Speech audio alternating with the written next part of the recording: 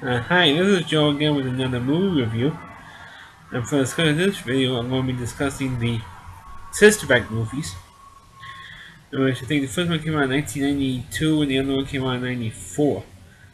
Um, the sequel was awful. Well, both movies starred Whoopi Goldberg. They also had Randy Malek and had Mary Wilson, who was also the voice, having to be the voice of one of the gargoyles in the Hunchback of Notre Dame movie, animated film.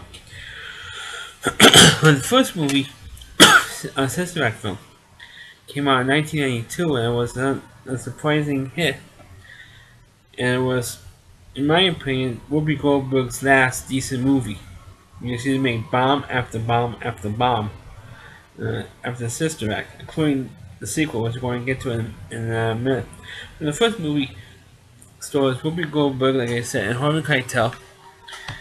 And Whoopi Goldberg stars as his third-rate lounge singer, the third-rate lounge in Reno, Nevada.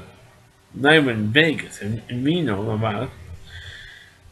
And she caught her married boyfriend, was played by Harvey Keitel, which is like an unbelievable woman between the two characters. I mean, you think the two movie characters will hook up or not Whoopi Goldberg and Harvey Keitel.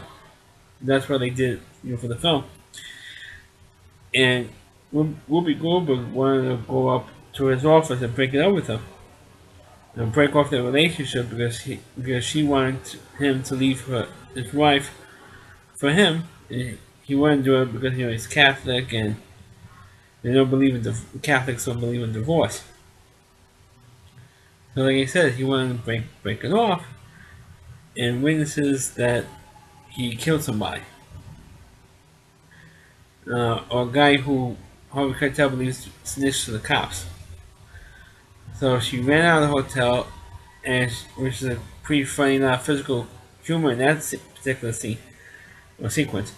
And she runs to the cops, and the top cop was investigating Harvey Keitel character, was played by Bill Nunn. Of course, he was famous for the only other role that Bill Nunn is famous for playing in the film was a film that took place 10 years later, which is in the Spider-Man movie series. He played Robbie Robertson in that. A small tiny character, but a character in a major character in the Spider-Man comic universe. There's only roles to me that he's even known for. Anyway, he says to her, "Look, I'm gonna put you up in we're gonna protect you uh, from the boyfriend there, and I know the perfect hiding spot for you from them." And he puts her up in this convent. I think it's in San Francisco somewhere, really far away from uh, Reno and where they are, where the Harvey Keitel character is. But of course, eventually, uh, Whoopi Goldberg's character insinuates herself inside the convent. And at first, the Reverend Mother says, "Look, I don't want her. You expect us to protect someone like this? And she's going to stand out, because obviously Whoopi Goldberg is black, so she's going to naturally stand out, and everybody else in the convent is white. She's going to stand out like a sore thumb." And he says, "No, no, why don't we just stay in stay in my room the whole time, and it'll be fine." And he says, "Well, we have a better idea. Why don't you insinuate do some of the tasks that we do?" And of course, she heard the choir, which turned out to be an awful choir. And Whoopi Goldberg says, "Look, a guy like that, why don't we join help the choir out? They know how to sing and can teach them how to sing and help these ladies out." And Reverend Mother says, "Oh, okay, that's a good idea." And so when she starts to help the choir out, and she does rock and roll music to the hymns, make like a spoof of the actual rock and roll songs, like my girl, it's like my girl, or song my guy actually. So I was saying my guy, it was my God, and do all these other crazy spoofs of songs that has a religious feel to it. or a religious angle to pop songs from the 60s, which Whoopi Goldberg performs in her lunge act. And of course, the thing is, the Whoopi Goldberg actually do her own. Never for 1 minute, the joke in the song is I don't think Whoopi Goldberg actually did her own singing in this thing. In either one of the two films. And of course, well, anyway, the choir got, better notoriety because of the way the Whoopi Goldberg worked with her character worked with the choir. It got a bit notoriety and got some press coverage. And of course, they got annoyed with the cop, the protector got annoyed. Said, "Look, it's supposed to be me undercover on this thing." He said, "Look, I wanted to help these women out. Remember, mother, I volunteered to help these ladies out, and the Reverend Mother didn't seem to mind, so you know, so there it is." And of course, eventually Vince finds out about it, and he kidnaps Whoopi Goldberg's character and brings it back to Reno, and there's a big fight. And of course, the nuns care about it, and they want to know what happened to her, why would anybody kidnap a nun, and all that stuff. And the Reverend Mother, plus the priest, for the comment says, tells the rest of the nuns, look, she's not a nun. She's a protective witness for murder. She was hiding out here, so she should be protected by the guys who want to kill her. They said, well, we gotta save her and all that stuff. So they fly. So all these nuns fly back to Reno, and they go to the casino where Whoopi Goldberg's at, and they rescue her, and they have another chase scene. Well, it turns out that they did save Whoopi Goldberg, and of course the Hard character is going to go in jail, and she was going to testify. Now she's going to be okay. And of course, at the end of the movie, the Pope heard about this choir and went to visit this parish. Towards the end of the movie, and of course, throughout the closing credits, you see them getting cover stories and all that stuff. Well, before I should continue to the next movie, I skipped over one particular part, which got a big laugh at the time this movie came out. The name that the Mother Superior gave to Whoopi Goldberg's character was Sister Mary Clarence.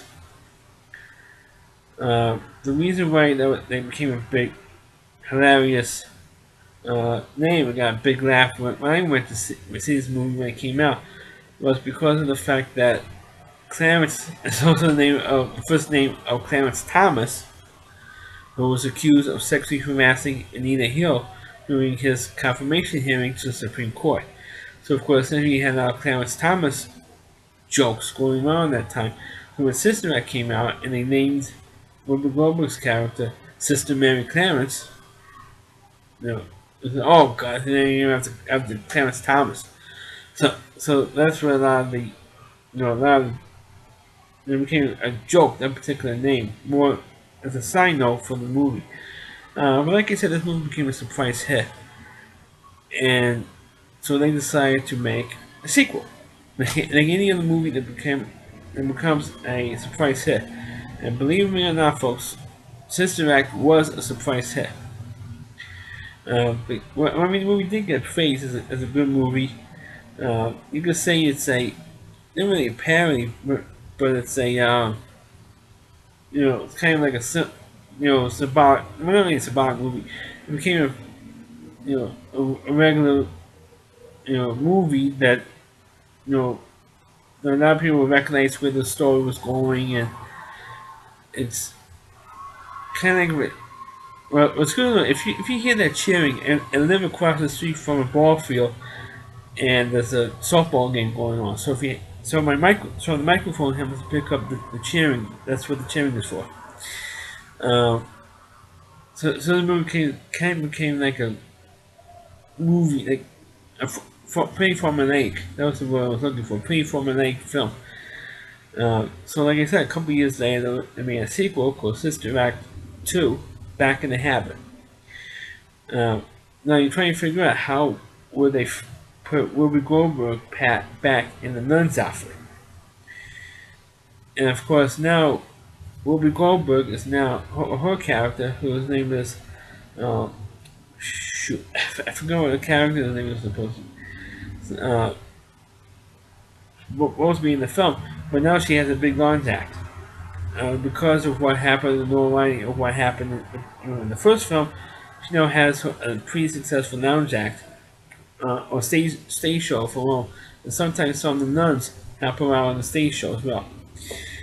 And the Mother Superior says to her, "Look, we need help." And Whoopi Goldberg says to her, "Oh, what do you need help with?" And she says that one of our schools might be closing. Uh, because of course at the time you also had the child molesting priests, which of course didn't bring up in any of these shows about this child molesting priests, but you did have a lot of Catholic schools at that time, even now, are closing throughout the whole country because people just can't afford it. But basically, and there's getting less and less people going to Catholic schools. Or the parents saying the kids to Catholic schools. So the Mother Superior says, "Look, we need help with this parish. This parish might be closing, and we need maybe help. Maybe you could work with that choir that can help with us. And if we win this competition, maybe the school could be saved by the archdiocese." So when we go, oh, okay, reluctantly she agrees to do it. And this film, you did have a couple of actors who died not too long after this film was made. One of them was James Coburn, who was famous for being a tough guy. He played in previous films.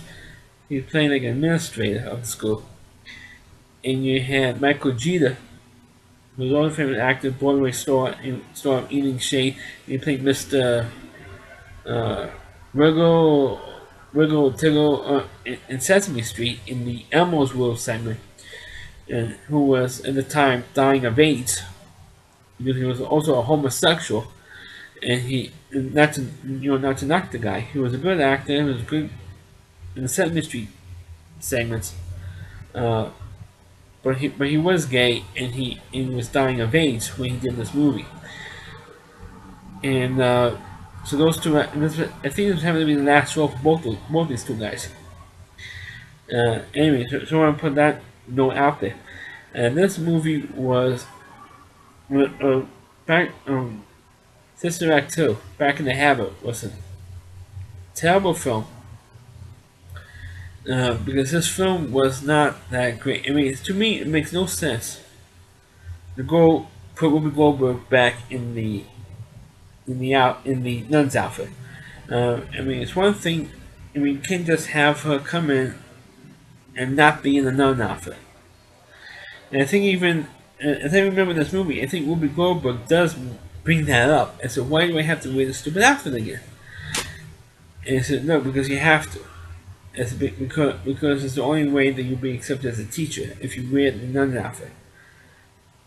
And it's just, oh god, I can't believe I have to be dressed up like a penguin again. That type of stuff. And it's to me was stupid. It was stupid to even put it back in the nun. I mean, it's one thing to ask her to help, the choir in the school. It's perfectly reasonable, storyline for a sequel. But to put her back in the stupid outfit, it was really horrible. And out of novelty of this film is that you had Lauryn Hill, who became big on later on with a bunch of Grammys, a couple years later, was like the biggest hit in the music business. Just before Beyonce, there was Lauryn Hill. And so, of course, she was like the best singer in the whole group. And the storyline really focused on her because her mother did not want her to be in the choir or to follow her dream as a singer because she didn't make it. Because it is tough for a nobody to break through in any kind of business, no matter if it be the music business or acting or even whatever type of field it is. It's hard if you don't have the right connections. And it never had any breaks to do it. And of course, eventually by the end of the film, Lauren Hill did get the breaks. that her mother never got. And of course, Whoopi Goldberg trying to convince the mother, look, your kid is talented. You should at least give her a chance to follow her dream. If it doesn't work out, it doesn't work out. But at least, you should allow her to follow her dream as a singer. And then eventually the mother, because obviously, in a less than 2 hour movie, that's going to let them do it. Uh, but the movie itself, I think it was a huge disappointment. Huge. And of course, also by the end of the movie, James Coleman character figures out where he saw the Whoopi Goldberg character before and outed her as not being a nun. Uh, but then she did do a good job helping out the choir, and the choir, of course, obviously at the end of the film, won the competition there. And I think if I remember, they won the competition at the end of the film, and of course, because you know what's going to happen, you know they're going to win the. Unlike in Glee, which took like 3 tries to even on the Glee television show, it took like 3 times to win the. I think like 3 or 4 times to win the stupid award, state award. It's the best high school choir. Of course, this time he didn't have to wait like 5 times, 5 years down the line for them to win something.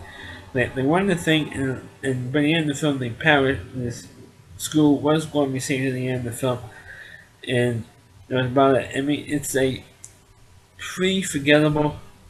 Of all the movie sequels that ever came out down the line, this one is a pretty forgettable sequel because it was. I mean, they did have a good idea of bringing her back, but like I said earlier, it was no way that she should be forced to put on the lens outfit again. But that's my one nitpick for this film. But the movie itself was not that good as the first one. At least the first one was funny. The first one was kind of original for its time. Because now you have so many other films and television shows and TV movies that has almost the same kind of a premise. You have a fish out of water story or hiding out someplace for the from criminals or mobsters or whatever the case may be. And doesn't have in the first film, but though if this movie was made today in 2015 instead of back in the early 90s, it would not have worked today. But it worked then. The first movie definitely worked then, and the first one I really like. I recommend people see the first one, the first Sister Act movie, not the second one. And like I said at the top of the review, this was the last decent movie that Whoopi Goldberg made was the first Sister Act film. The last decent one. And that's my review of the Sister Act movies. Please click on the video, please rate it, feel free to comment, please subscribe to my channel, and please follow this video on your Facebook pages. And also you can check out my reviews on rowdyc.com, as well as all my videos on my YouTube channel. Thanks for watching, and catch you next time.